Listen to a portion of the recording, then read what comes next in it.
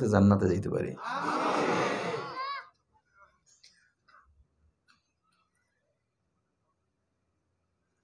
প্রাণের ভাই আমার, জাহান্নামের ফেরেশতারা বিকট চিৎকার দেবে, ওদের চাইতে নির্দয় পৃথিবীতে আর কেউ হবে না।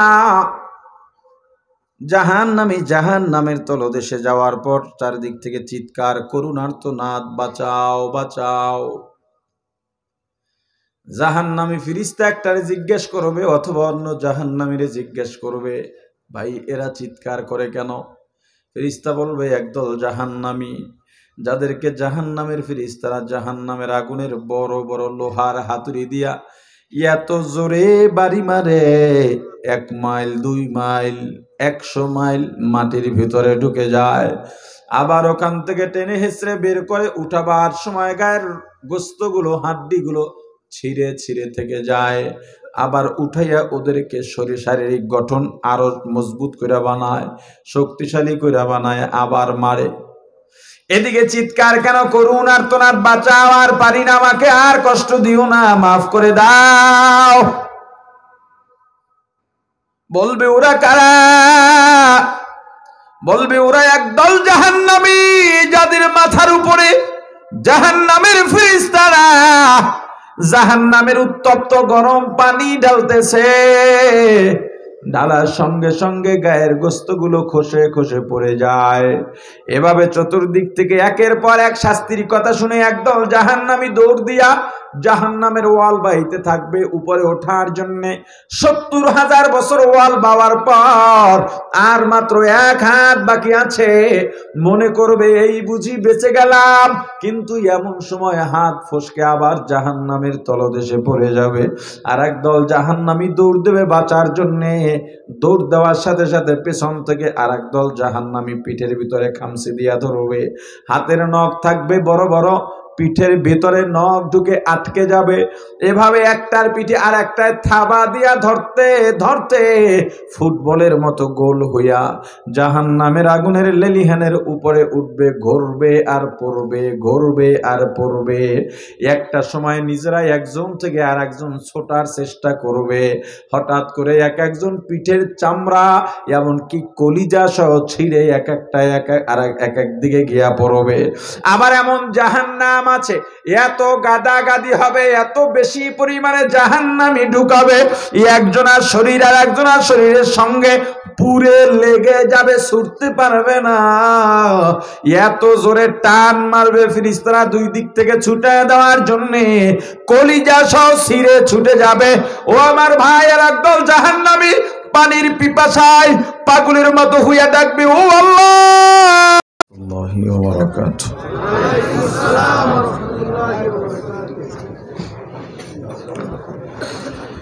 ইখলাসের সাথে আমলের নিয়ত হেদায়েতের উদ্দেশ্যে সংক্ষিপ্ত সময় কিছু কথা বলা ও শোনার মতো তৌফিক যেন আল্লাহ রাব্বুল আলামিন আমাদের সকলকে দান করেন। সকলে বলি আমিন। আলহামদুলিল্লাহ, আলহামদুলিল্লাহি ওয়া কাফা ওয়া সালামুন আলা ইবাদিহিল্লাযীনা ইসতাফা। أما بعد فأعوذ بالله من الشيطان الرجيم. بسم الله الرحمن الرحيم.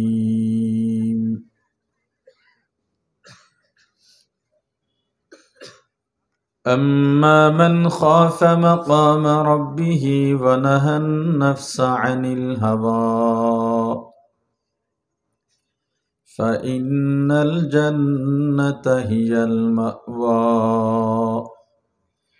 صدق الله العظيم. درود شريف پڑھی. اللهم صل على محمد وعلى آل محمد كما صليت على إبراهيم وعلى آل إبراهيم إنك حميد مجيد সবাই পড়ি اللهم بارك على محمد وعلى آل محمد كما باركت على إبراهيم وعلى آل إبراهيم إنك حميد مجيد يا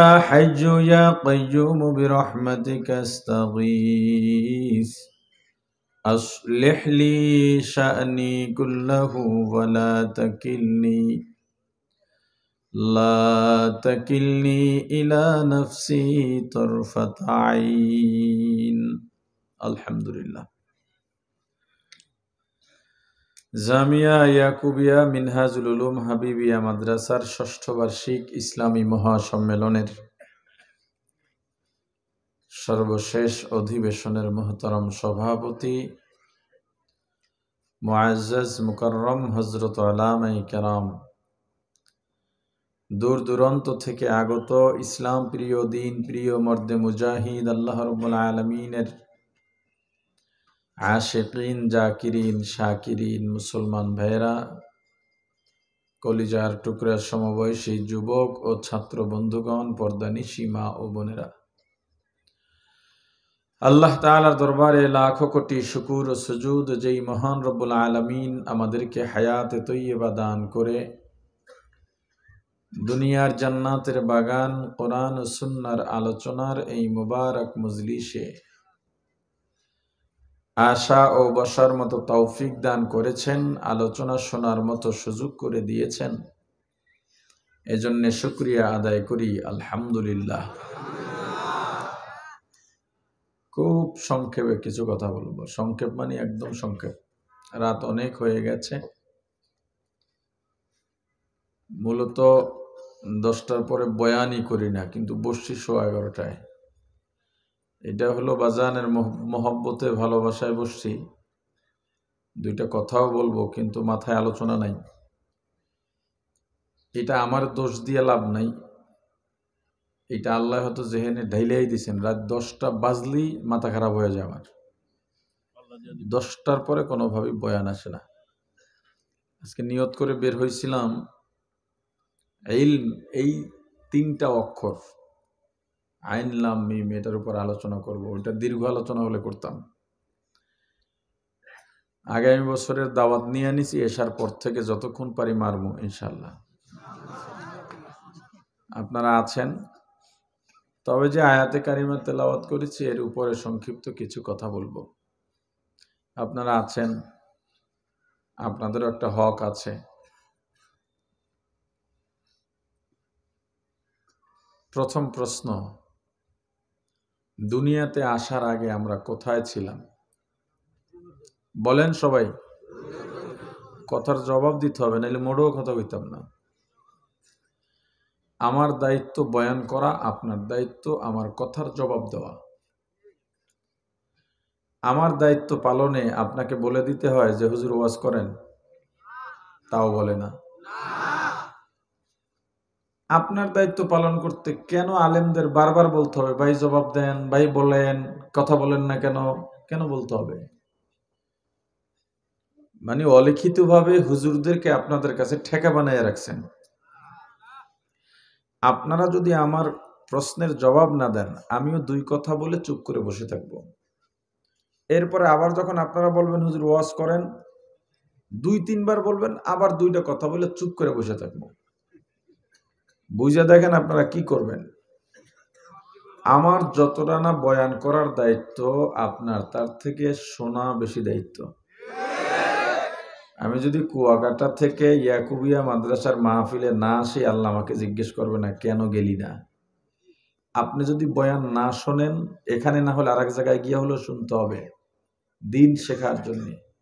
আপনাকে বয়ান শুনতেই হবে, আমাকে করতেই হবে, ব্যাপারটা এমন নয়। কিন্তু আপনাকে শুনতেই হবে, ব্যাপারটা এমন। অথচ আপনি উদাসীন। সামনে কি আর ভুল হবে? প্রশ্ন করলে জবাব দেওয়া যাবে? আলহামদুলিল্লাহ। এবার বলেন, দুনিয়াতে আসার আগে কোথায় ছিলাম? জান্নাতে। কোথায়? জান্নাত থেকে এখন আছি কোথায়? এখান থেকে যাব কোথায়?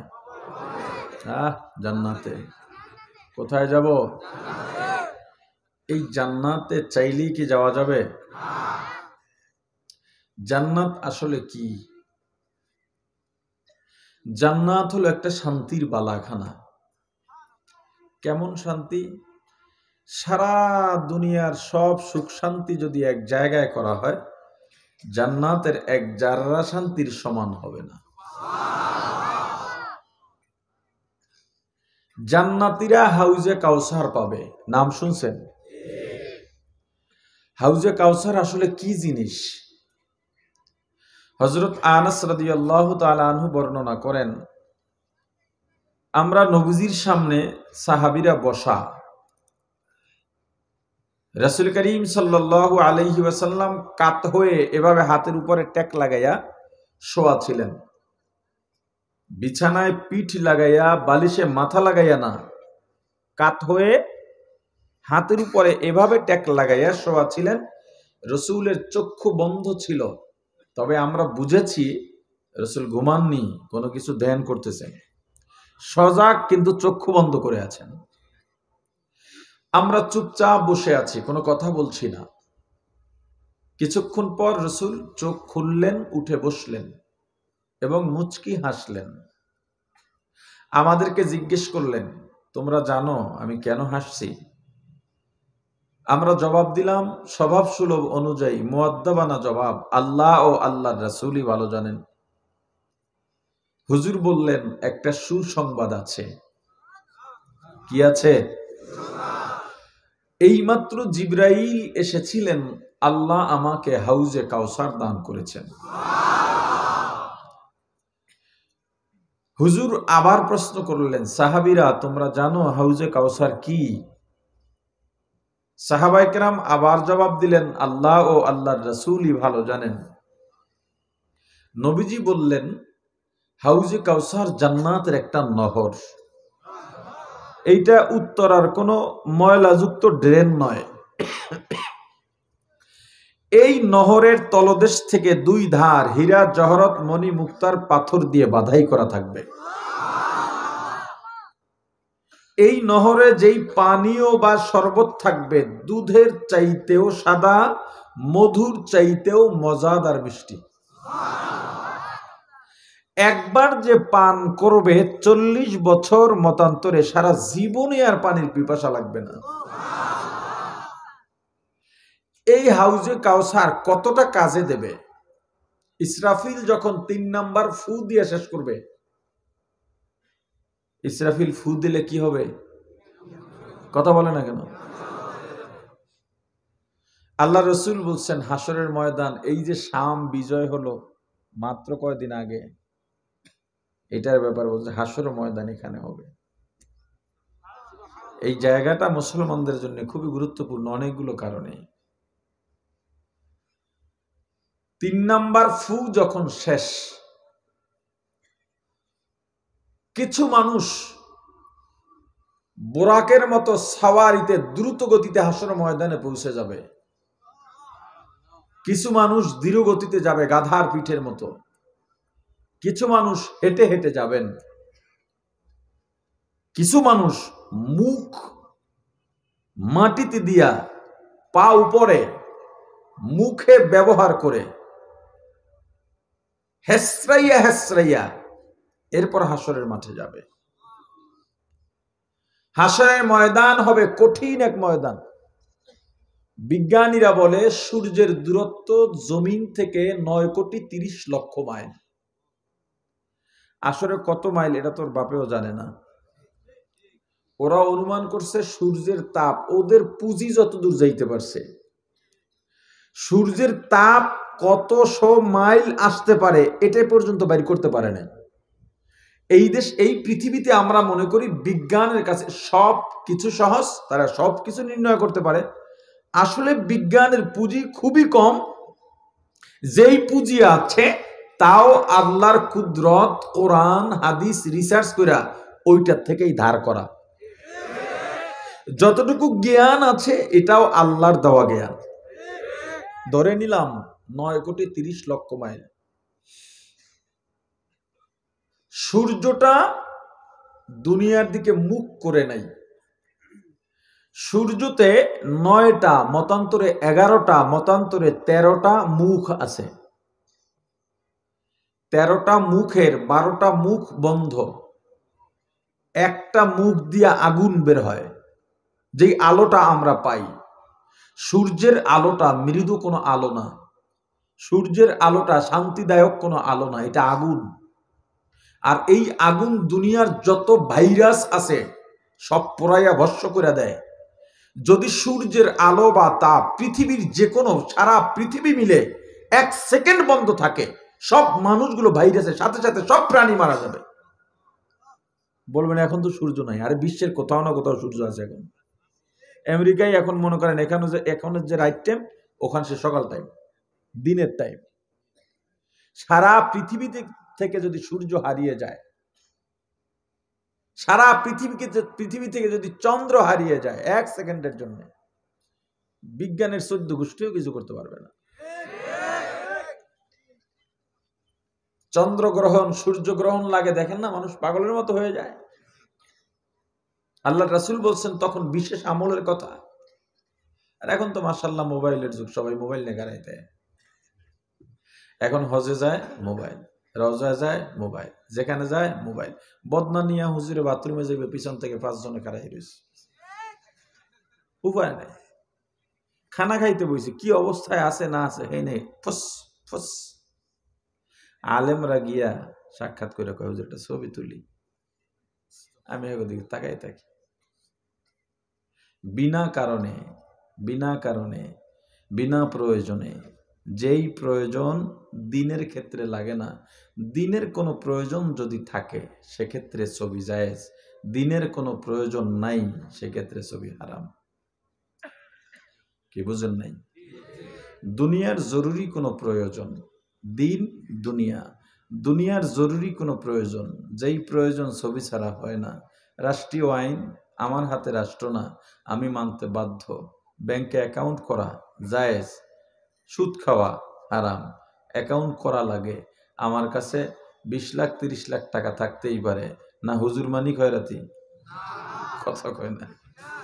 এখন আমার ঘরে 50 লাখ টাকা যদি থাকে, দুদক এসে ধরবে, ব্ল্যাক মানি সারা দেশে ছড়ায়া যাবে। প্রিন্ট মিডিয়া, ইলেকট্রনিক্স মিডিয়া বলবে হুজুর মানুষ হয়ে ঘরে কালো টাকা রাখে। আমার রাখতে হবে কোথায়? কথা বলে না। ব্যাংকে রাখলে ওরা নির্দিষ্ট করে দিছে ছবি লাগবে, এই জন্য ছবিটা দেব, ছবিটা তোলা জায়েজ, দিনই কারণে ছবি তোলা জায়েজ। হজে যাব, এখন এটা এমনও দরকার, কিন্তু বিনা কারণে কোনো দরকার নাই, জবাবদিহিতা নেই, ছবি তোলা জায়েজ নেই। কোনো ক্ষেত্রে হারাম, কোনো ক্ষেত্রে মাকরু, কোনো ক্ষেত্রে নাজায়েজ, মুবাহ হওয়ার সুযোগ নেই। ভিডিওর ক্ষেত্রে মতানৈক্য আছে। তকি ওসমানী সাহেব সহ পৃথিবীর বিশেষ করে উপমহাদেশের বড় বড় ওলামায়ে কেরাম, যেহেতু এখন সোশ্যাল মিডিয়া, যুদ্ধটা এখন সোশ্যাল মিডিয়ায়। আজ থেকে 15 বছর আগে আমাকে আমার কয়েকজন মুরব্বী বলেছিলেন, তখন মতিউর রহমান মাদানী খুব প্রভাব ছিল লামাজাবিদের ভিতরে। সৌদি বসে লেকচার দিত, এদেশের মানুষের মোবাইলে পৌঁছে যেত। আমাকে কওমির একজন বড় হুজুর, নাম না বলি, নাম বললে যে কিছু হবে এটা না, কয়েকজন হুজুর বসা এক রমজান মাসে তারাবির পরে আমাকে বললেন, তুমি তো এইসব বোঝো জানি, তখন তো এত অ্যাভেলেবেল না, সোশ্যাল মিডিয়াও এত অ্যাভেলেবেল না। তা আমি তখন থেকে এই জিনিসটা বুঝি, ফেসবুক বলেন ইউটিউব বলেন এগুলো বুঝি। তো আমাকে বললেন তুমি তো বোঝো, কি করা যায়? আমি বললাম হুজুর যেইটা করা যায় ওইটা আপনারা করবেন না। বলে কি? সেটা হলো এই যে বক্তব্য দেয়, এর সামনে কোনো অডিয়েন্স নাই, কোনো শ্রোতা নাই, ছোট্ট একটা রুমের মধ্যে বসে ভিডিও করে। এইটা একটা জগৎ আছে, ওই জগতে ছেড়ে দেয়, ওই জগতে কোটি কোটি মানুষ বসবাস করে। ওই জগতের মানুষ ওয়াজেও যায় না, বইও পড়ে না, অতএব মতিউর রহমান মাদানী বা এর বাতিল আকিদার বিরুদ্ধে আপনি বই লিখে আসমান পর্যন্ত স্তূপ করে ফেলেন, ওরা বই পড়বে না, সংশোধন হবে না। ওয়াজ করতে করতে মুখের থেকে ফেনা বাড়ি করেন, পড়বে না। কত কি করতে হবে? আমি বললাম একটা জগৎ আছে, যেই জগতের নাম ইউটিউব। ওখানের শ্রোতারা পাবলিক ওয়াজে যায় না, ওখানের জবাব ওখানেই দিতে হবে। কিভাবে দেওয়া যায়? তাহলে আপনাকেও ভিডিও করতে হবে। তখন ভিডিও অ্যাভেলেবেল ছিল না, ভিডিও করে ওখানে দিতে হবে, এটা দিনই প্রয়োজন। আর যেই ইউটিউবাররা এখন ভিডিও কইরা ইউটিউবে দেয় কামাইয়ের জন্যে, ইউটিউবের ভিডিও দেখার কামাইয়ের টাকা হারাম। আমি জানি না কেন মুফতি সাহেবরা এই ফতুয়া দেন না, আমি এটা বুঝি না। ফেসবুক অ্যাডসেন্স থেকে যেই কামাইটা হয় ভিডিও ভিউর মাধ্যমে, এইটা জায়েজ নাই? আমার পেজে প্রতি মাসে 500, 1000, $2000 জমা হয়ে থাকে, আমি উঠাই না, ওরা আবার নিয়ে যায়। আশপাশে কয় আমাকে উঠাই দেন। আমি কি ঠেকাটা পড়ছে, নিজে হারাম খাবো না, তোমারে দিয়ে হারামের বোঝা মাথায় নেবো আমি? কিন্তু দিন প্রচারের স্বার্থে ওদের মোকাবেলায় পরবর্তীতে দেখা গেল এই বাংলাদেশে সবচেয়ে বেশি যে ভিডিওর বিরোধী ছিল আল্লামা নুরুল ইসলাম অলিপুরি, উনিও এখন এটার মাধ্যমে ওদের মোকাবেলা করতেছেন। আমি একটা কথা বললাম, কথায় কথায় এলো। যাই হোক, যেই কথাটা বলতেছিলাম, সূর্যের দূরত্ব 9,30,00,000 মাইল দূরে। কিয়ামতের ময়দানে 1 মাইল দূরে থাকবে। এখন এত দূরে একটা মুখ খোলা আছে, তাও যায় উপরের দিকে, আগুন নিচের দিকে না। এরপরও চৈত্র মাসের রৌদ্র, ভাদ্র মাসের রৌদ্র সইতে পারি না।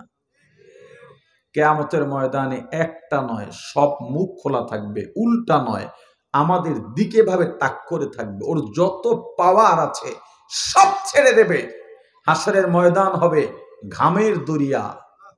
আমল অনুযায়ী কারো টাকনু পর্যন্ত ঘাম থাকবে, কারো হাঁটু পর্যন্ত, কারো কোমর পর্যন্ত, কারো গলা পর্যন্ত। পাগল হয়ে যাবে সবাই।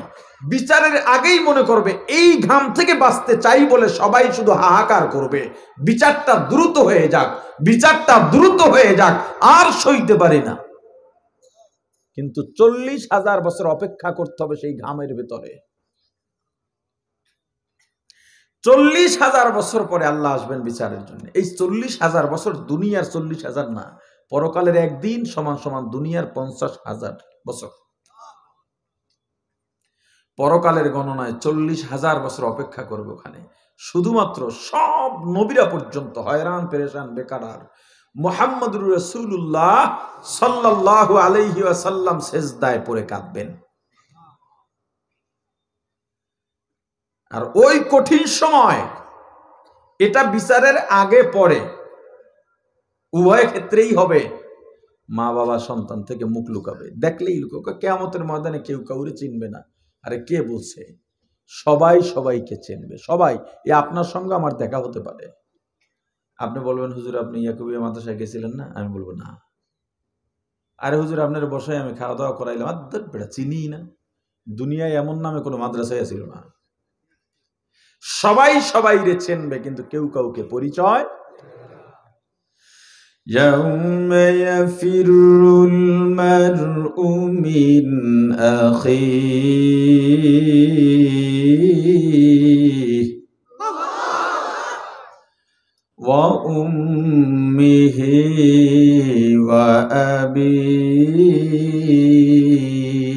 وأبيه وصاحبته وبنيه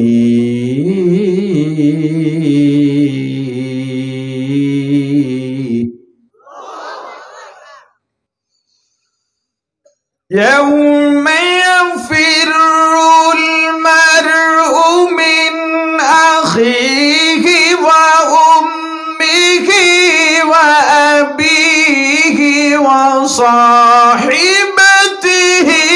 وبنيه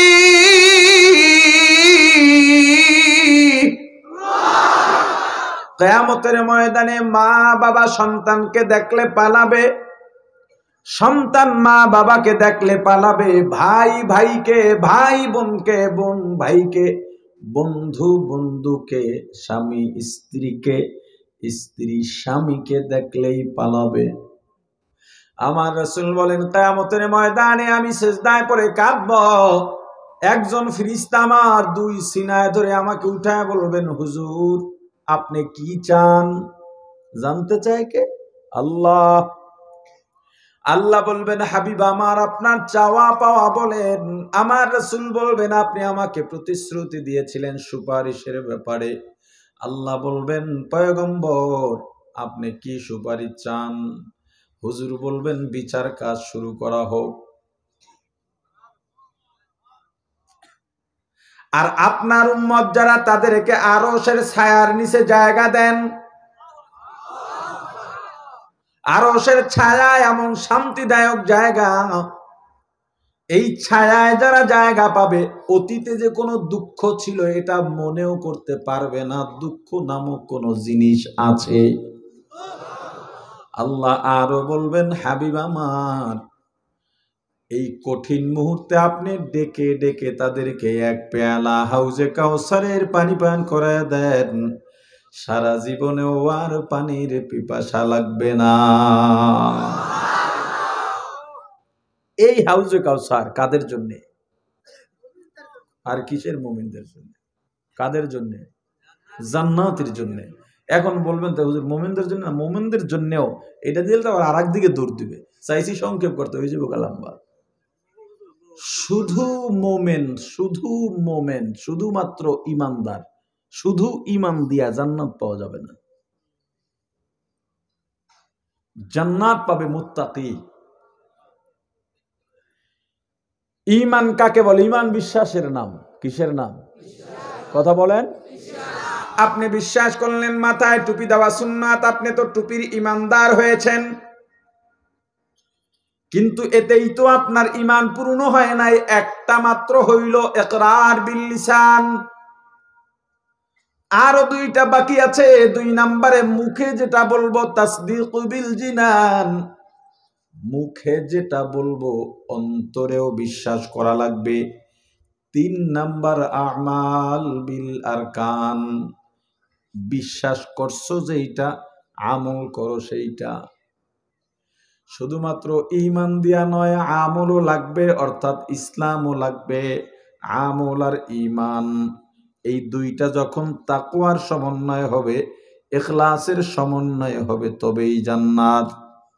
কথা বুঝেন? বহু ঈমানদার জাহান্নামে যাবে।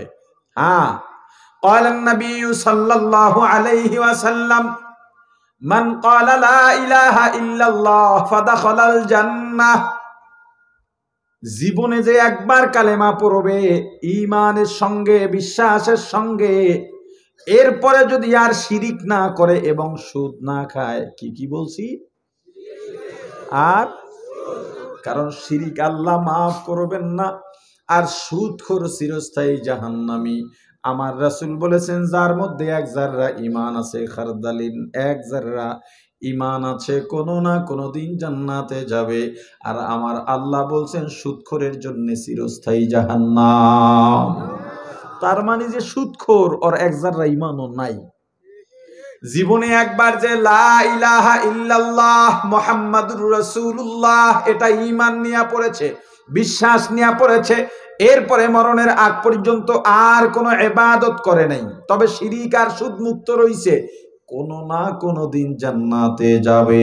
তবে ঈমানদার হলেই প্রথম চোটে জান্নাতে যাবে না। কি কথা বুঝেন নাই? কত আলেম, আমার মতো কত 420 বক্তা দুনিয়ার নাখারাস্ত জাহান্নামীর আগে আগে জাহান্নামে দৌড়াবে। এত কি সহজ? হাউজে কাউসার কাদের জন্য? জান্নাতীদের জন্য। কাদের জন্য? আরো জোরে বলেন। জান্নাতীরা জান্নাতে ফল পাবে। ফল কি পাবে? জান্নাতি জান্নাতে গিয়া ভাব লইবে। জান্নাতীদের ভাবের আর শেষ নাই। দুনিয়ায় যারা ভাব লইয়া চলো, পরকালে জাহান্নামের আগুনে আর ফিরিস্তাদের লোহার আগুনের হাতুড়ির বাইরানির চোটে ভাব শেষ হয়ে যাবে। আর আজকে দুনিয়ায় যারা বিনয়ী, দুনিয়ায় যারা মুত্তাকি, দুনিয়ায় যারা পরহেজগার, কত মানুষ তিরস্কার করে, কোনো কেয়ার করে না। সুন্নত তরিকায় চলে, কোনো কেয়ার করে না। গিয়া বলে ভাই আমি টেবিল চেয়ারে খানা খাবো না। বলে না জায়েজ নাকি? জায়েজ আছে, আমার মনে ধরে না। আমি দস্তরখানে খানা খাবো, কয় পেপার বিছায় দি। মুসলমান দস্তরখানও চেনে না, মেসওয়াকও চেনে না। মুসলমান সুন্নতের আমল কি কি জানে না। ইস্তেঞ্জায় কিভাবে ঢুকতে হয়, কিভাবে বের হতে হয়, এটাও মুসলমান পুরুষ নারী কেউ জানে না। সাহাবীরা গর্ব করে বলেন, কাফেররা বলবে তোমাদের নবী, কাফেররা সাহাবীদেরকে তিরস্কার করে বলতো তোমাদের নবী কেমন নবী, বাথরুমে কেমনে যাবে এটাও শিখা, একটা নাপাক জিনিসের ব্যাপার। সাহাবায়ে কেরাম গর্ব করে বলে এটাই তো আমাদের গর্বের, আমাদের রসুল এমন রসুল, আমাদের নবী এমন নবী, বাথরুমের মতো নাপাক জায়গায় গিয়া নাপাক গায়ে না লাগাইয়া পবিত্র হইয়া কেমনে বাইরে, এটাও শিক্ষা দেয়। আপনি জানেনই না ঢিলাকুলুক কি ভুলা গেছে। টিস্যু ব্যবহার করা যায়, কিন্তু খালে সুন্নাহ ঢিলাকুলুক, পরিস্থিতি নাই, পরিবেশ নাই, টিস্যু ব্যবহার করি, কিন্তু জানে না। মুসলমানের দেশ যত ভিআইপি এলাকা তত খারাইয়া মুতুন্না জায়গা বেশি। হাইওয়ে হোটেল যত আছে, একদিন এক ম্যানেজার চেনে তো সবাই মোটামুটি, গেলে দৌড়ে আহে তো দুই সাইডে কথা, আমি কথা কই না, মানুষ রিক্সায় উঠলে ওরে জ্বালাই খাইয়ালাই যতক্ষণে না নামি। তোর নাম কি, তোর ভাই ভাই কয়জন, বাপ কি করে, মা কি করে, ছেলে মেয়ে কয়জন, কি করায়, ওর একটা দাওয়াত দিয়ে এরপরে নামি। তো যে হোটেলে যাই যদি কখনো বসি, এখন খুবই কম বসা হয়, যদি বসি।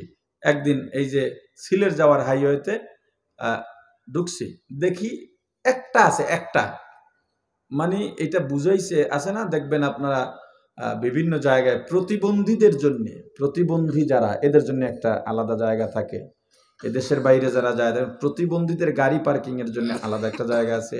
গাড়ির ভিতরে কেউ সব দাঁড়ানো, এরপরও প্রতিবন্ধীর সিট খালি থাকবে, যদি কেউ উঠে বসে ওখানেও থাকবে, কারণ ও তো মাজুর।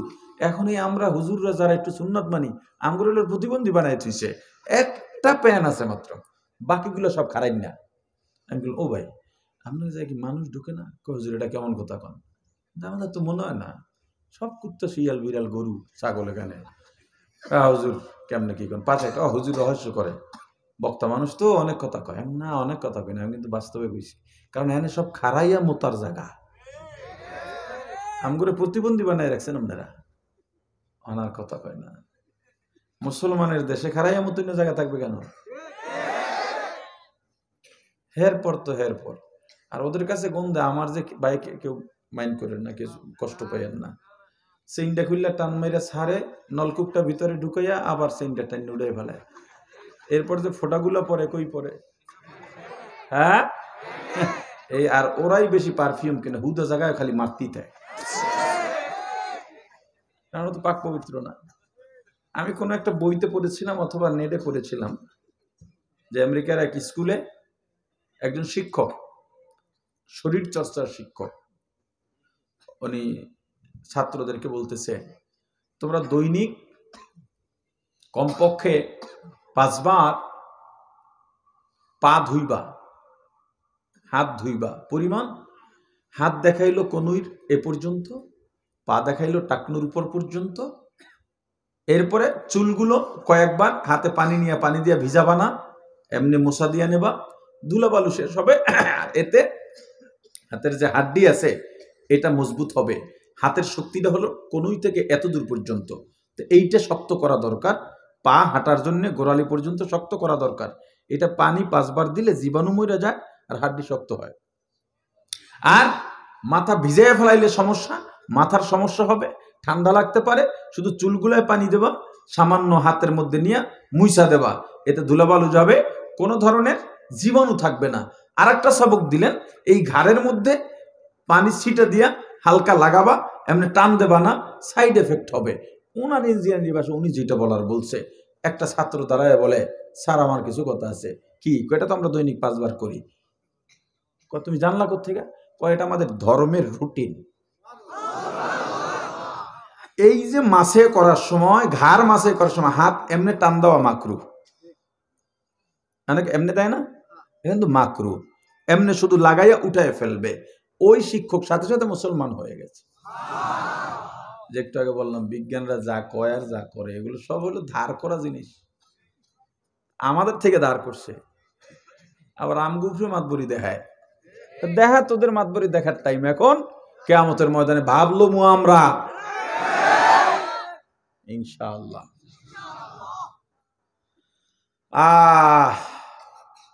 জান্নাতে গিয়া জান্নাতে ভাবলো কবে ফেরেশতা আলেমদের জবানে শুনছি জান্নাতে ফল পাওয়া যায়, কহা সত্য তো শুনছো, ফল পাওয়া যায়, তা কই? এই কই বলার আগে সামনে ফল গাছ হাজির। ফল গাছটা কতটুকু কইব? 500 মাইল। ও শাখা প্রশাখা কত দূর? কথা কয় না। 500 মাইলের একটা গাছ হইলে কত বড় হয়? বাংলাদেশে কোন জায়গায় লাগান যায়? কোন বাংলাদেশে কয়টা গাছ লাগান যাইব? আমি হিসাব করে মিলাই দিই। কি আগ্রহ নাই? তা হাহু করেন না কা?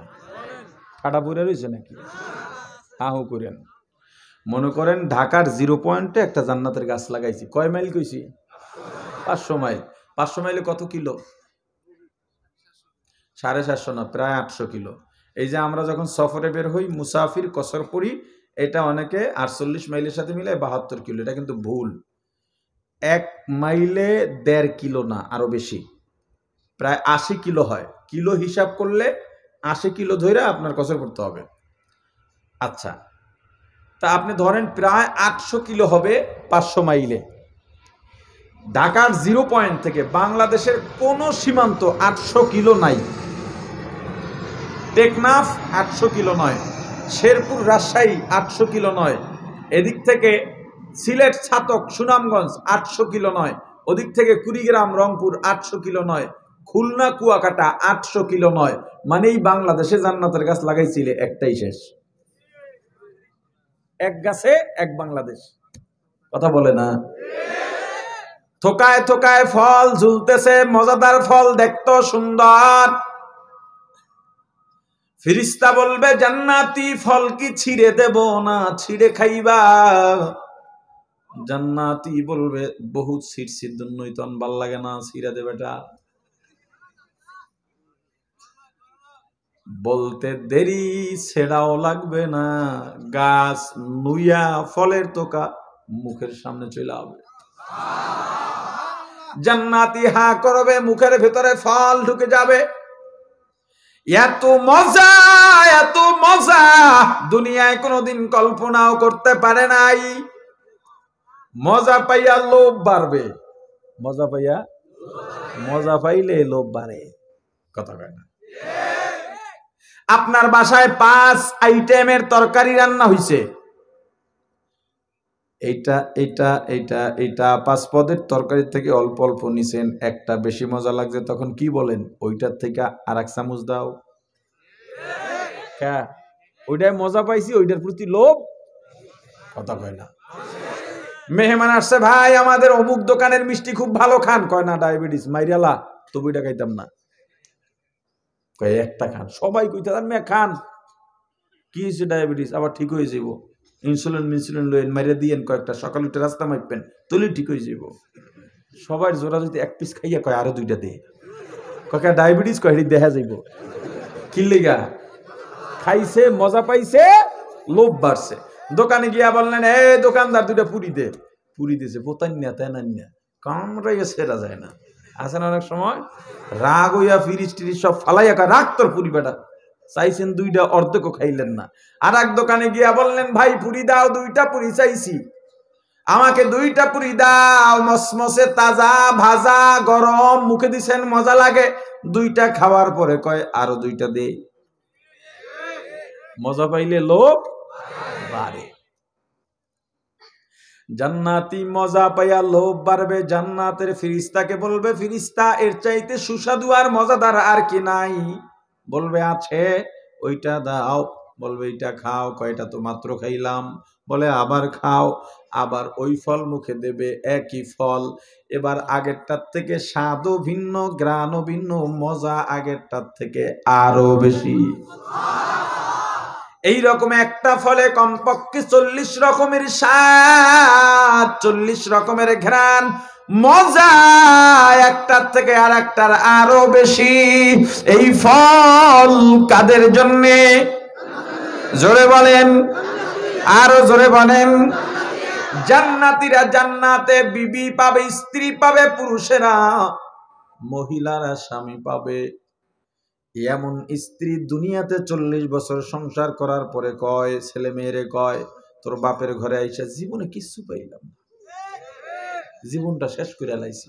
একজন মহিলার জন্য জাহান্নামে যাওয়া একটু কথা যথেষ্ট, আর লাগবে না। এই পর্দালের মা, তুমি যদি কিছু না পাইয়াই থাকো 40 বছর কেমনে কাটাইলা? কোন স্ত্রী যদি স্বামীকে বলে তোমার কাছ থেকে আমি শান্তি পাইলাম না, ও মা তুমি ধরে নাও, এই কথা যদি তোমার স্বামী তোমাকে মাফ না করে আর তুমিও যদি মাফ না চাও, জাহান্নাম। খবরদার।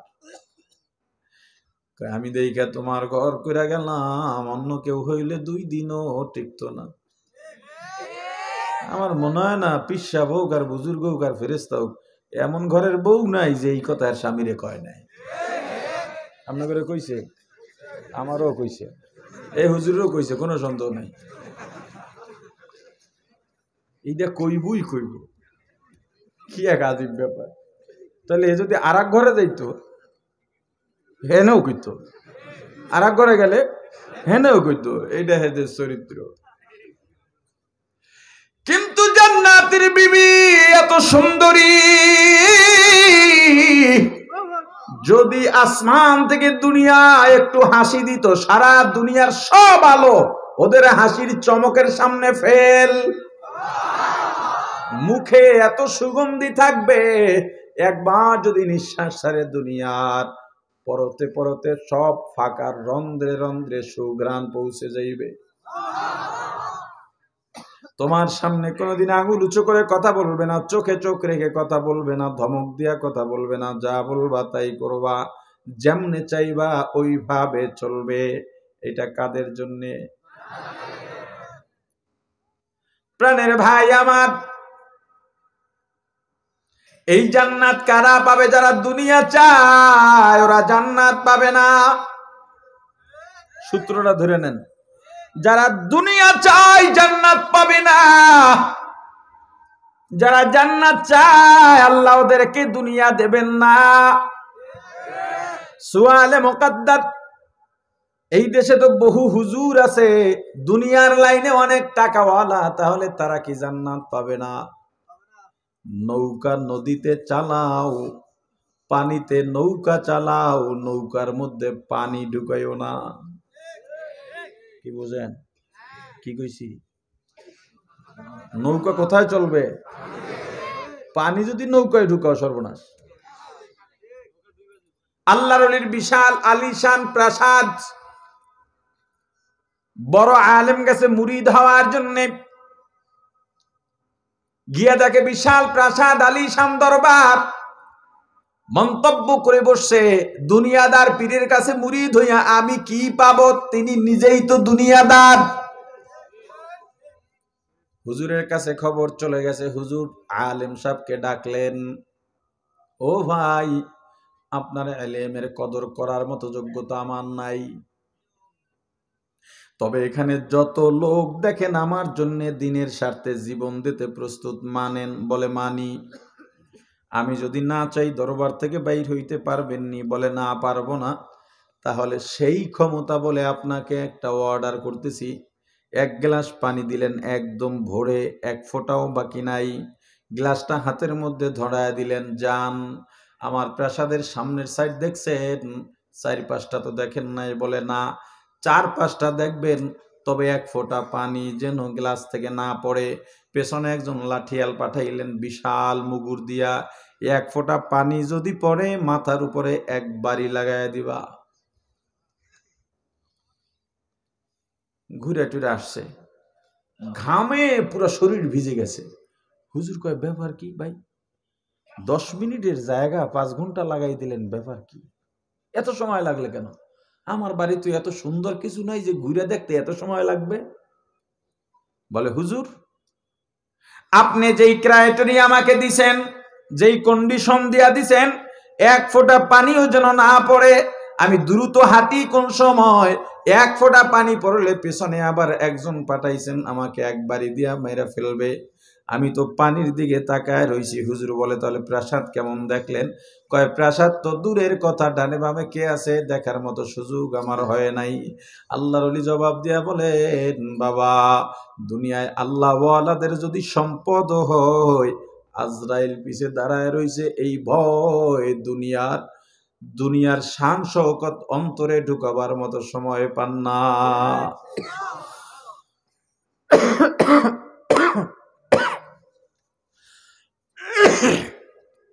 আউলিয়ারা কারে কুবা ইখতিয়ার, জাহেলার আকারে দুনিয়া ইখতিয়ার, আশিকারা মিল্লাত মাযহাব জুদাস্ত, আশিকারা মিল্লাত মাযহাব খুদাস্ত, মিয়ানে আশিক মাশুক রামজিস্ত, কিরামান কাতিবিনিরা হাম খবর নিস। প্রাণের ভাই আমার, একটা হলো সম্পদ আল্লাহ দান করেন, আর একটা হলো সম্পদের জন্য মুখিয়ে থাকা, কৌশল করা, কিভাবে বড়লোক হব, কিভাবে টাকার মালিক হব। দারুল উলুম দেওবন্দের সর্বপ্রথম সদরুল মুদাররিসিন আল্লামা ইয়াকুব নানুতুবি রহমাতুল্লাহ আলাইহি, কাসিম নানুতুবি রহমাতুল্লাহ আলাইহির বড় ভাই আল্লামা কারি তৈয়ব রহমাতুল্লাহ আলাইহি তার বয়ানের মধ্যে ঘটনাটা বলেছিলেন। ইয়াকুব নানুতুবি মাজজুব হালের মানুষ ছিলেন। মাজজুব বুঝেন? মাজজুবের অর্থ হলো পাগল, সরল অর্থ পাগল, মাজনুন অর্থ পাগল, দুইটার মধ্যে ব্যবধান আছে। মাজনুন ওই পাগলকে বলে যেই পাগল হাকিকাতান দুনিয়ায় সবাই চেনে, কখনো উলঙ্গ থাকে, ঘরবাড়ির খবর নাই, দুনিয়ার কোনো খবর নাই, গোসলের খবর নাই, চুল কাটার খবর নাই, নখ কাটার খবর নাই। আর মাজজুব ওই পাগল, তার দ্বারা দুনিয়ায় বেইজ্জতিমূলক কোনো কাজ হবে না, আল্লাহকে নিয়েই পাগল থাকবেন, দুনিয়ার কোনো লোভ লালসা থাকে না। আল্লামা ইয়াকুব নানুতুবি রহমাতুল্লাহ আলাইহি প্রতিদিন এশার নামাজের পরে তাহাজ্জুদে দাঁড়াইতেন, জিকির করতেন, তেলাওয়াত করতেন। আল্লাহর দরবারে চাওয়া শুরু করলে কি চাইতেন খবরই থাকতেন না, চাইতেই থাকতেন। একদিন হঠাৎ করে কি যেন মনে করে বলতেছেন, আল্লাহ আমাকে 3 লাখ টাকা দেন, 3 লাখ টাকা দেন, 3 লাখ টাকা চাই। এটা বলতে বলতে ঘুমিয়ে গেছেন। স্বপ্নে দেখেন বিশাল এক বাগান। এই বাগানের আয়তন কত বড় অনুমান করার শক্তি হুজুরের নাই। মাছ দিয়া মহাসড়ক, একটা ধুলা বালুও নাই, পাখির কিচিরমিচির আওয়াজ, ফুল ফলে ভরপুর। এত মনোরম দৃশ্য দুনিয়ার কেউ কল্পনাও করতে পারে না। দুনিয়ার কোনো মালি এত সুন্দর বাগান সাজাইতে পারে না। খাদেম খুদ্দামের কোনো অভাব নাই। মহাসড়ক দিয়া কিছু দূর হাঁটার পরে দেখেন বিশাল অট্টালিকা। এর যে সামনের ফটক আছে, এত বড় বিল্ডিং, এটাও দুনিয়ার কোনো মিস্ত্রি দ্বারা বানানো সম্ভব নয়। এত সুন্দর সুন্দর পাথর নামও জানেন না। কিন্তু মূল ফটকে শাহী গেটে গিয়া দেখেন এ জায়গার থেকে একটা ইট নাই, একটা পাথর নাই। দেখতে ভাল লাগে না? কি নাই? পাথর নাই। দারোয়ান রে ডাক দিছে, এই বেটা পাথর কই? এত সুন্দর বাড়িতে একটা পাথর না থাকলে ভালো লাগে? একজনের দাঁত সাদা, সামনে একটা দাঁত নাই, ভাল লাগবো? কথা কয় না। কালো জামার মাঝে একটা সাদা রং বা একটা চুল লাগিয়ে রয়েছে, ভাল লাগবো? সাদা জামায় আলকাতরা লাগিয়ে রয়েছে, ভাল লাগবো? এত সুন্দর আলিশান বাড়ি, একটা ইট নাই, এটা পাথর নাই, ভাল লাগে না দেখতে। দারোয়ান বলে, এই বাড়ি, এই বাগানের মালিক ইয়াকুব নানুতুবি। আজকে তিনি আল্লাহর কাছে দুনিয়া চাইছেন, 3 লাখ টাকা চাইছেন। একটা ইট খুইলার টাকার ব্যবস্থা করা হয়েছে। আল্লাহর কাছে যারা দুনিয়া চায়, জান্নাতের বিনিময়ে তারা দুনিয়া পায়। পৃথিবীতে যতটা রুহু আল্লাহ পাঠাইবেন, প্রত্যেক মানুষের জন্য জান্নাতে একটা বাড়িও আছে, বাড়ি বরাদ্দ করেছেন। কেউ পাবে, কেউ পাবে না, কেউ একটার জায়গায় 10টাও পাবে। ইয়াকুব নানতুবির ঘুম ভেঙে গেছে, এবার আবার পাগল হয়ে গেছেন। ওযু করে নামাজে দাঁড়ায় আল্লাহর কাছে পাগলের মতো কাঁদেন আর বলেন, ও আমার আল্লাহ, আমি দুনিয়া চাই না, টাকাও চাই না, কি জন্য আমি এই টাকা চাইছিলাম জানি না রে আল্লাহ। আমার টাকাও নিয়ে যান, দুনিয়ার সব নিয়ে যান, এমন যদি দরকার হয় আমাকেও নিয়ে যান রে আল্লাহ, তবু আমার বাড়ির ইটটা ফিরিয়ে দেন। এটা বলতে বলতে আবার ঘুমায়া গেছে। এবার গিয়ে দেখেন ইটের জায়গায় ইট লেগে গেছে। জান্নাতের সংক্ষিপ্ত পরিচয়, কারা জান্নাত পাবে সেটা পরে বলতেছি। এবার আসেন, দুনিয়ার কর্মের ফল ভোগ করার জন্য পরকালে আল্লাহ দুইটা জায়গা বানাইছেন। এই দুই জায়গার যে কোনো এক জায়গায় আপনাকে আমাকে যেতেই হবে, এর বাইরে কোনো জায়গা নাই। একটা হলো জান্নাত আর একটা হলো জাহান্নাম। একটা, আরে কথা বলেন, আর একটা জান্নাতের সংক্ষিপ্ত পরিচয় দিলাম। জাহান্নাম শাস্তির জায়গা। সারা দুনিয়ার সব দুঃখ যন্ত্রণা যদি এক জায়গায় জমা করা হয়, জাহান্নামের এক জাররা শাস্তির সমান হবে না। জাহান্নাম, হাদিস শরীফে রাসূল করিম সাল্লাল্লাহু আলাইহি ওয়াসাল্লাম বলেছেন, জাহান্নামের উপরে পুলসিরাত থাকবে। ওই যে হাসরের ময়দান বলেছিলাম, আল্লাহ বিচারের কাঠগড়ায় এজলাসে বসবেন, একটা পাল্লা দাঁড় করাবেন, মিজান যেটাকে আমরা বলি। পাল্লাটা হবে দুনিয়া জোড়া সমান, এত বড় পাল্লা। এক পাল্লায় আমল দিবেন, নেকের আমল, আর এক পাল্লায় আমল, গুনার আমল। আল্লাহ না করুন, আল্লাহ না করুন, যদি গুনার পাল্লা ভারী হয়ে যায়, ওই জাহান্নামী গুনাহগারের আমলটা কিভাবে প্রদান করা হবে? বাম হাত পেটের মধ্য থেকে ঢুকাইয়া পিঠ থেকে বের করে মাথাটাকে মুসরাইয়া পিছনের দিকে নিয়ে এরপরে বাম হাতে আমলনামা দিয়া দেখাবেন আর বলে দেবেন জান্নাতি জাহান্নামীকে উভয়কে বলবেন, তোমাদের গন্তব্য এই পথ দিয়া যাওয়া লাগবে, এই রাস্তা দিয়া গন্তব্যে যাও। জান্নাতেও যাওয়া লাগবে পুলসিরাত পার হইয়া, জাহান্নামের পথ পুলসিরাতের পথ। যখন রওনা দেবে জাহান্নামীরা পুলসিরাতের কাছে গিয়া দেখবি এত চিকন আর এত ধার, এই চিকন পোলের উপর দিয়া একটা পিঁপড়াও তো যাইতে পারবে না। আর জান্নাতীরা দেখবে বিশাল মহাসড়ক, বিশাল ব্রিজ, আবার তাদের জন্য ওখানে সাওয়ারিও রেডি করা থাকবে। দ্রুত গতিতে তারা তাদের গন্তব্যে চলে যাবে। পুলসিরাত থেকে জাহান্নামের গভীরতা ৭০,০০০ বছর নিচে। জাহান্নামী জাহান্নামে ওই পুলসিরাত তো পার হওয়া লাগবে, উপায় নাই। যখনই পুলসিরাতে উঠবে জাহান্নামীরা কেটে কেটে কেটে টুকরা টুকরা হয়ে জাহান্নামে পড়ে যাবে। জাহান্নামের গেটে যখন জাহান্নামীরা যাবে, হাত্তা ইযা জাউহা ফুতিহাত আবওয়াবুহা, সাথে সাথে জাহান্নামের দরজাগুলো টাস টাস করে খুলে যাবে। ফেরেশতারা জাহান্নামীদেরকে লক্ষ্য করে বলবে, খাজানাতুহা আলাম ইয়াতিকুম রুসুলুম মিনকুম ইয়াতলুনা আলাইকুম আয়াতি রাব্বিকুম ওয়া ইউনযিরুনাকুম লিকাআ ইয়াউমিকুম হাযা। ফেরেশতা জাহান্নামীরা বড় দরবেশি দেখায় বলবে, বালা ওয়ালাকিন হাক্কাত কালিমাতুল আযাবি আলাল কাফিরিন। জাহান্নামীদেরকে লক্ষ্য করে বলা হবে, উদখুলু আবওয়াবা জাহান্নামা খালিদিনা ফিহা, কারণ ফাবিসা মাসওয়াল মুতাকাব্বিরিন। এ জাহান্নামীর দল, তোদের কাছে কি নবী রাসূল যায় নাই? কোরআনের আয়াত পড়ে কি শোনানো হয় নাই? এই দিনের ভয়াবহতা কি তোদেরকে বলা হয় নাই?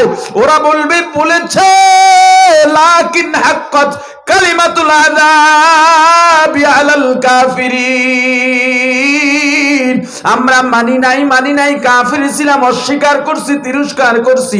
বলা হবে উদখুলু আবওয়াবা জাহান্নামা খালিদিনা ফিহা, যা জাহান্নামের মধ্যে যা, এটাই তোদের স্থায়ী নিবাস। ফাবিসা মাতওয়াল মুতাকাব্বিরিন, দুনিয়ায় যারা অহংকার দেখাইয়া, ভাব দেখাইয়া দিন মানে না, তাদের জন্য উপযুক্ত জায়গা হলো এই জাহান্নাম। জাহান্নামের ফেরেশতারা হবে পৃথিবীর সব থেকে নির্দয়, এমন নির্দয় আর কেউ হবে না। কোন দয়া মায়া বলতে ওদের মধ্যে থাকবে না। জাহান্নামের ফেরেশতারা মাঝে মাঝে বিনা কারণেও এমন বিকট চিৎকার দেবে, এই চিৎকারে জাহান্নামীদের কানের পর্দা ফেটে যাবে, মাথার মগজগুলো শরবতের মতো গুলে আর এক কান দিয়া ফিনকে দিয়া বের হয়ে যাবে। এই যে আমরা বসবাস করতেছি, কি মনে করতেছি?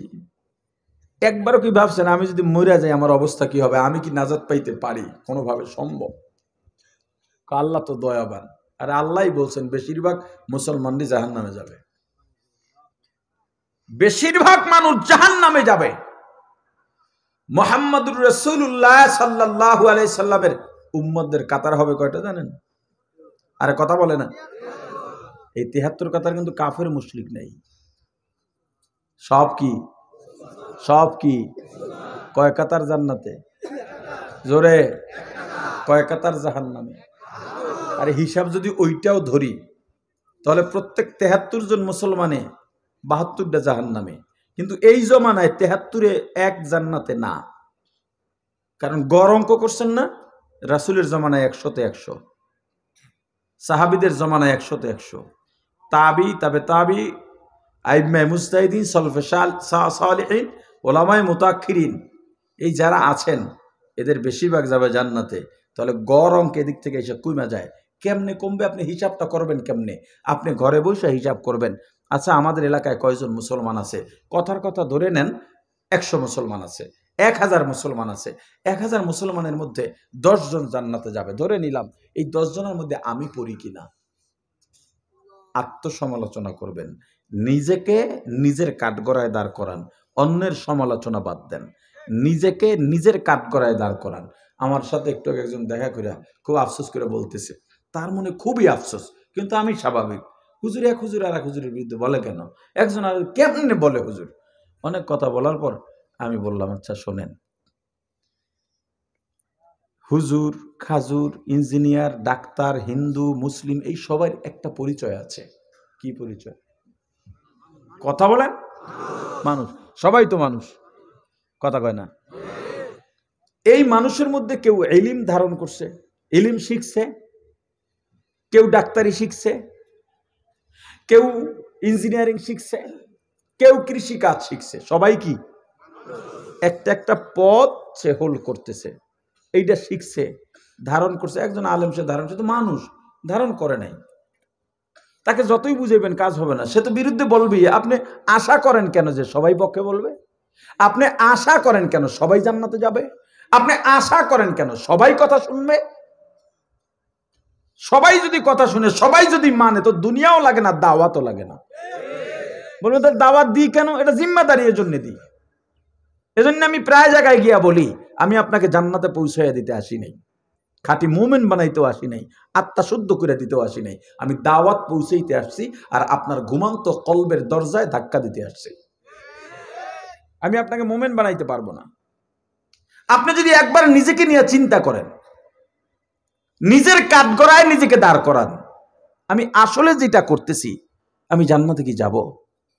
এরপর আপনি নির্ণয় করেন, আমার এলাকায় ১০০০ মুসলমান আছে, ১০ জন জান্নাতে যাবে। ১০ জন, আপনি সিরিয়ালে সবাইরই জান্নাতে দেন, কিন্তু আগে নিজে হিসাব মিলান। আচ্ছা, আমি এই জান্নাতে পড়ি কিনা জান্নাতের কাতারে? না, আমি তো পড়ি না। কেন? অমুক এলাকার ইমাম সাহেব এ তো তাহাজ্জুদও পড়ে, তেলাওয়াতও করে, ইশরাক পড়ে, চাশতের নামাজ পড়ে, সব নফল পড়ে, সপ্তাহে 2 দিন রোজা রাখে, তসবিহ পড়ে, হারাম খায় না, ছেলে মেয়ে ঘর সব দিনদার। তাহলে ওনার আগে আমি যাইতে পারবো না। তাহলে দ্বিতীয় নাম্বারে পড়ি কিনা দেখি, না দ্বিতীয় নাম্বারে পড়তেছি না। কেন? অমুক এলাকার হাজি সাহেব, ওরে আল্লাহ, এই শাস্ত্রের নামাজ নফল না পড়লেও তাহাজ্জুদ নিয়মিত পড়ে। তা 3 নাম্বারে যাইয়া দেখি। এভাবে যাইতে যাইতে গিয়ে দেখেন, আপনি নিজেই বুঝবেন আপনি কয় নম্বরে আছেন। এই যে দেখেন না, এত বলবো এত বুঝাবো, হুজুররা বলতে বলতে গলার থেকে যদি রক্ত বের করে দেয়, সবাই হুজুরদের কথা মানবে? সবাই যদি মানে তো জাহান্নামে যাইবে কারা? আমার মনে চাহিদা আশা, অন্তত আমরা এখানে যে কয়জন আছি, আমরা যেন একসাথে জান্নাতে যাইতে পারি।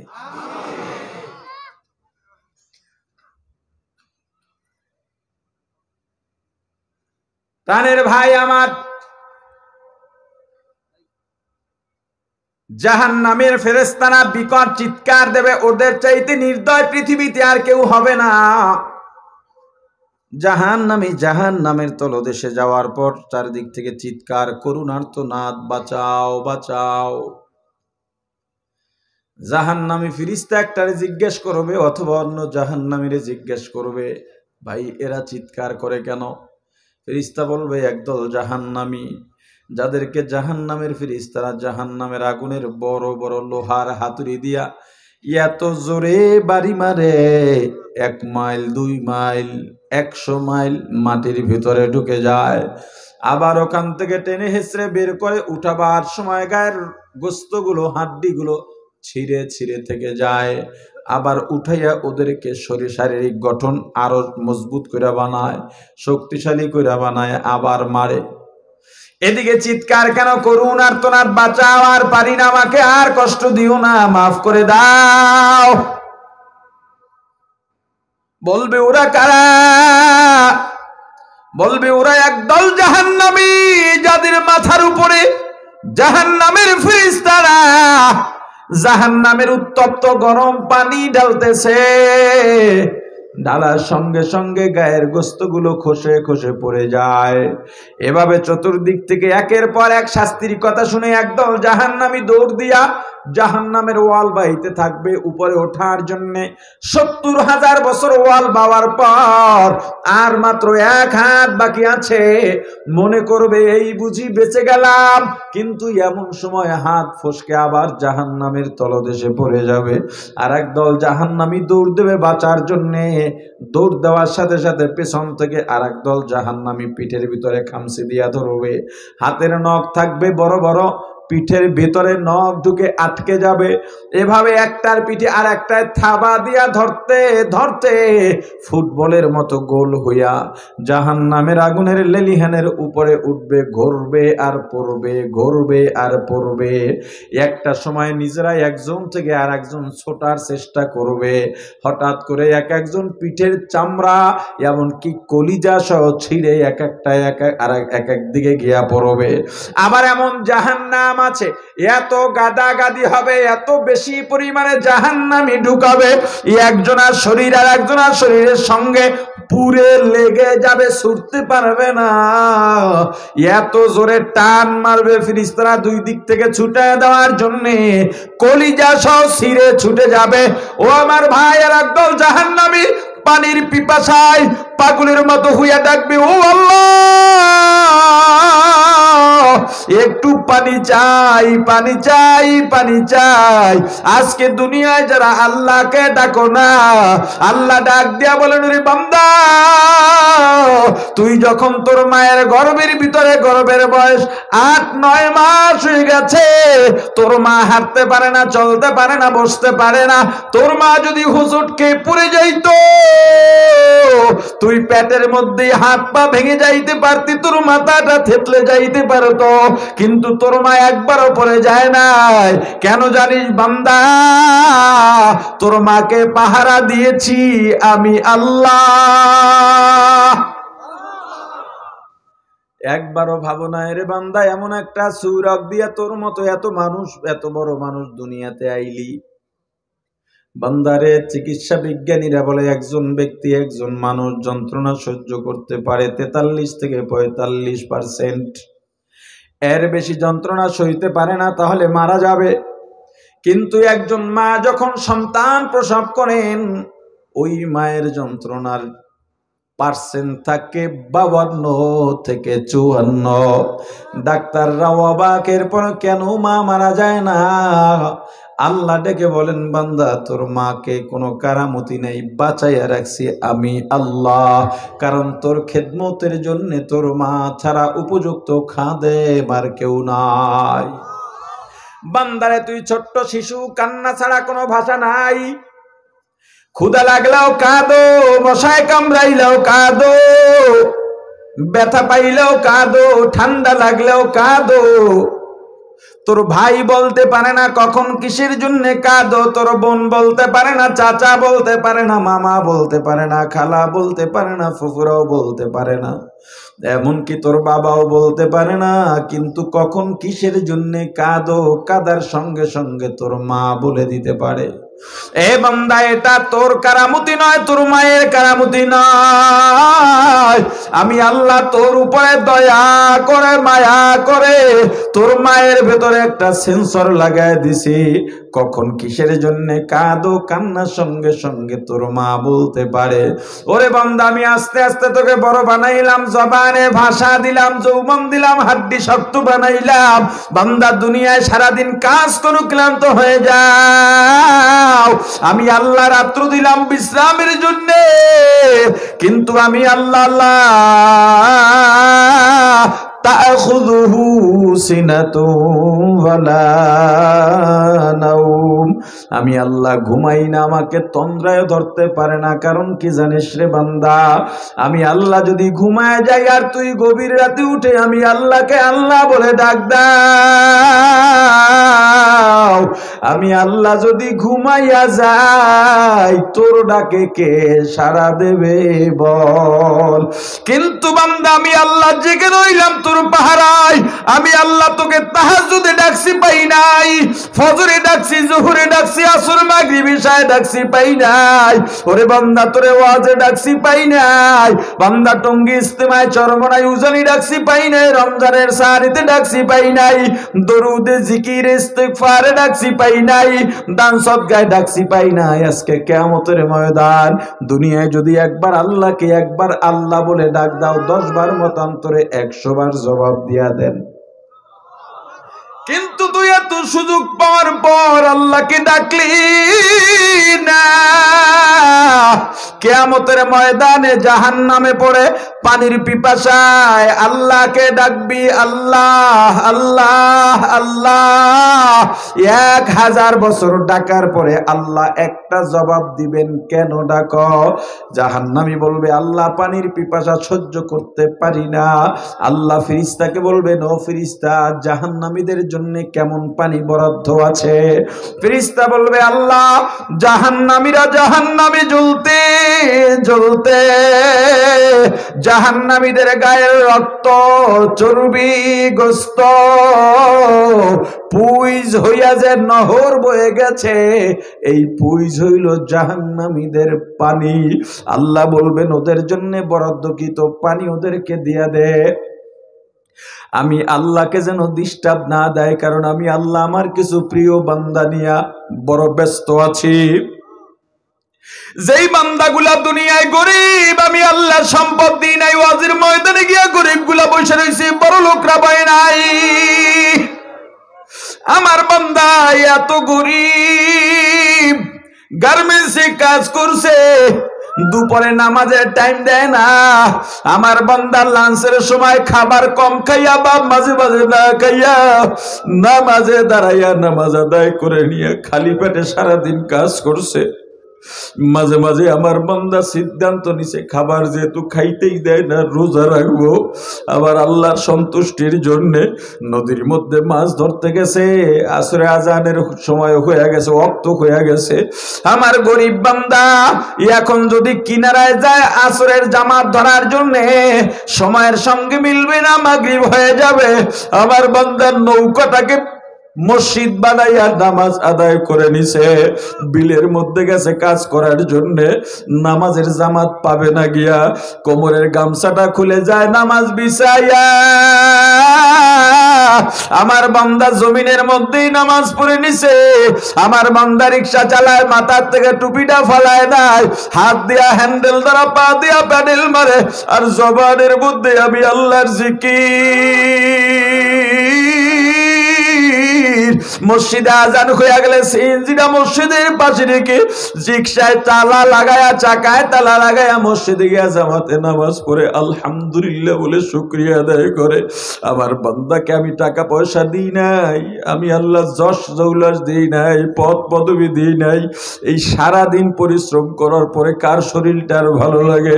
আমার বান্দা সারা দুনিয়া ঘুমায় নীরব নিস্তব্ধ, কিন্তু আমার বান্দা এই গভীর শীত রাত 3টায় উঠে গেছে, ঠান্ডা শরীরে পানি লাগাইলে মনে হয় কারেন্টের শর্ট করছে,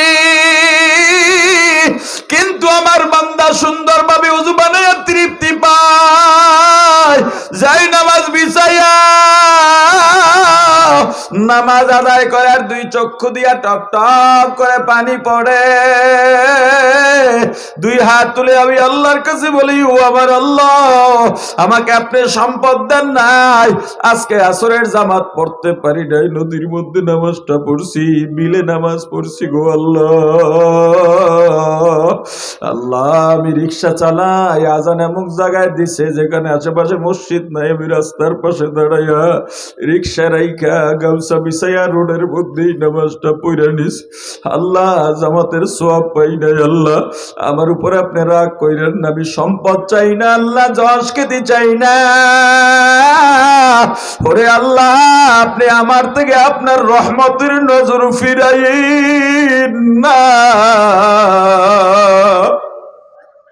ও ফেরেশতা, আমার বান্দা আমি আল্লাহকে দেখি নাই, আমার রাসূলকে দেখি নাই, নামাজের দাঁড়াইয়া জীবনের সবচেয়ে বড় তৃপ্তিটা পাইছি আমার বান্দা। আমি ওদের সাথে ওয়াদাবদ্ধ, কিয়ামতের ময়দানে আমি ওদের সাথে দেখা দেব, ওদের নিয়ে আমি ব্যস্ত, ওই জাহান্নামী যেন আমারে আর ডিস্টার্ব না দেয়। জাহান্নামের ফেরেশতা ওই পুঁজগুলাকে এত দুর্গন্ধ বানাবে, দুনিয়ায় যদি ওই জাহান্নামের পুঁজ এক কিনারায় দেওয়া হইতো, দুনিয়ার সব প্রাণী দুর্গন্ধে দম বন্ধ হইয়া মারা যাইত। ওটা এত গরম হবে, গরম যদি দুনিয়ায় দেওয়া হইতো, দুনিয়ার সব গাছগুলো পুড়ে ভস্ম হইয়া যাইত। ওই পুঁজ গরম বানাইয়া দুর্গন্ধ বানাই একটা পেয়ালার মধ্যে নিয়া জাহান্নামীর হাতের মধ্যে দেবে, এত উত্তপ্ত, সাথে সাথে হাতের গোস্তগুলো খসে খসে পড়ে যাবে। জাহান্নামী তবুও পেয়ালাটা ফালাইয়া দেবে না, মনে করবে এই পুঁজ পান করলেই বুঝি আমার পানির পিপাসা চলে যাবে। এই চিন্তা করে পেয়ালা যখন মুখের কাছে আনবে, সঙ্গে সঙ্গে তাপে নিজের চেহারার গোস্তগুলো খসে খসে ওই পেয়ালায় পরে তাও পুঁজ হয়ে যাবে। এরপরে ওই জাহান্নামী পেয়ালাটা হাতের থেকে ফালাইয়া দেবে না। এ গুনাহগার, এ রাসূলের দুশমন, ভালো কইরা শোন, এ বেনামাজি, এ যারা দাড়ি কামাও, এ বেপরদা মহিলারা, কেমনে সহ্য করবি রে মা? একটাবার নিজের জীবনের দিকে তাকাও। যেদিন তুমি 16, 17, 18 বছরের যুবতী হয়ে গেছো, তোমার বড় ভাই, তোমার বাবা, তোমার চাচা, তোমার অভিভাবক বৃন্দ বিবাহ বন্ধনে আবদ্ধ করাইয়া, রঙিন শাড়ি পড়াইয়া তোমার স্বামীর বাড়ি পাঠাইছে। একবার যদি চিন্তা করতারে মা, যেই দরজা দিয়া রঙিন শাড়ি পরে নতুন বধূ হইয়া ঢুকছ, আবার এমন একটা দিন আসবে ওই দরজা দিয়া সাদা পাতলা 5খানা কাপড়ের প্যাকেট হইয়া বের হইবারে মা, তোমার ছোট ছোট ছেলে মেয়েগুলো তোমার পেছনে পেছনে দৌড়াবে আর তোমাকে মা মা বলে ডাকবে, সন্তানের ডাকে জবাব দিতে পারবা না। ওই জাহান্নামী পুরুষগুলো যখন মুখ দিয়া ডক ডক করে মুখের মধ্যে দেবে, পেটের নাড়ি বুড়ি পচাইয়া গলাইয়া পায়খানার রাস্তা দিয়া গড় গড় করে বের হয়ে যাবে। পানির পিপাসা তো কমবেই না, আরো কোটি গুণে বেড়ে যাবে। এ যুবক ভাই, কি মনে কইরা সেলুনে বসো, হাতের মধ্যে বিলেট নিয়া রেজার নিয়া এই দাড়ির মধ্যে লাগাও। আমার রাসূলের জন্য কি মায়া লাগে না? সব নবী রাসূল ইন্তেকালের পর আসমানে গেছেন, আমার রাসূল আসমানে যান নাই। রওজায় এখনো সিজদায় পড়ে উম্মতি উম্মতি বলে কাঁদেন। আমার রাসূল কোন সুন্নতের ব্যাপারে এমন শক্ত কথা বলেন নাই। দাড়ির ব্যাপারে আমার রাসূল বলছেন, যারা দাড়ি কামায় বা এক মুষ্টির কম চাটে, ওরা দাড়ি কামাইলো না চাটলো না, বরং হাতের মধ্যে খুর নিয়া বেলেট নিয়া চাকু নিয়া আমি রাসূলের কলিজাটা টুকরা টুকরা কইরা ফেলাই। আমার রাসূলের কলিজার কত টুকরা করলে তোর মনটা শান্ত হবে রে যুবক? এই যে ভাই দাড়ি রাখছি ঠকি নাই, বিশ্বাস কর ঠকি নাই। আমারে দেখতে তো তোমার থেকে একেবারে খারাপ লাগে না। এ যুবক, বিবির গিয়া বলো, বিবি আমি তোমাকেও ভালোবাসি, দাড়িকেও ভালোবাসি। আমি দাড়ি রাখতে গিয়া তোমারে ছাড়তে পারবো, তোমারে রাখতে গিয়া আমি এই দাড়ি ছাড়তে পারবো না। এ যারা হজে গিয়েছ, ওমরায় যাও, আমি বুঝি না এমন একটা জায়গায় গেলা, ওখানে যাওয়ার পরে এসে কেমনে গুনাহ করো। রাসূলের রওজায় দাঁড়াইয়া যারা একবার সালাম দেওয়ার সৌভাগ্য অর্জন করেছে, দরুদ পড়ার সৌভাগ্য অর্জন করেছে, ওই রওজার সামনে দাঁড়ায় এমন কোন পাথর হৃদয় নাই চোখের পানি ধরে রাখতে পারে। ওখান থেকে ফিরে আবার কেমনে অন্যায় করো, গুনাহ করো। মদিনা যাও, তুমি তো গাড়িতে যাও, মাত্র 4.5-5 ঘন্টা লাগে। একবার যদি ভাবতা আমার রাসূল এখানে হেঁটে হেঁটে কিভাবে আসছেন, তায়েফে যাও দেখার জন্যে। মক্কা থেকে 80 কিলোমিটার দূরে, পুরাটা উঁচা। এখানে এখন যাইতে গাড়িতে বেশি সময় লাগে না, কিন্তু আমার রাসূল পাহাড়ি পথ পাড়াইয়া কি কারণ ওখানে গেলেন, দরকারি বা কি ছিল? ওই তায়েফে রাসূলকে এত কষ্ট দেওয়া হইল, একবারও তো ভাবো নাই। ওখানে গিয়া তুমি ছবি তোলায় ব্যস্ত, একবার অন্তর দিয়ে অনুধাবন করো নাই আমার রাসূলকে এখানে মারতে মারতে মারতে মারতে ফেলাইয়া দেওয়া হইছে। আমার রাসূল উঠা দাঁড়াইতে পারেন না, পড়ে যান, উঠতে চেষ্টা করেন, আমার পেছন থেকে ধাক্কা দিয়ে আমার রাসূলকে ফেলাইয়া দেয়। সারা শরীরের রক্ত বাইয়া বাইয়া পড়তে পড়তে জুতা পায়ের সঙ্গে রক্তে আটকে গেছে। তুমি গিয়া তায়েফ দেখো আর লাইভে এলাকার বন্ধুদের দেখাও, দেশে দেখো আমি তায়েফে আসি, তুমি ধারণ করতে পারো নাই। ওই জায়গায় দাঁড়াইয়া যদি চিন্তা করতো আমার রাসূল এখানে কেন আসছেন, দরকার কি ছিল, কত মাইটাই না খাইলেন। তুমি যাও হানজালার কবর দেখার জন্য, উহুদের ময়দান দেখার জন্য, তুমি ওখানে গিয়া ছবি তোলায় ব্যস্ত থাকো, সাইনবোর্ড পড়ায় ব্যস্ত থাকো, ইতিহাস জানায় ব্যস্ত থাকো। আর যদি একটু চিন্তা করতো হযরত হানজালা বাসর রাতে বিবিকে ফলাইয়া দৌড় দিছে রাসূলের ডাকে,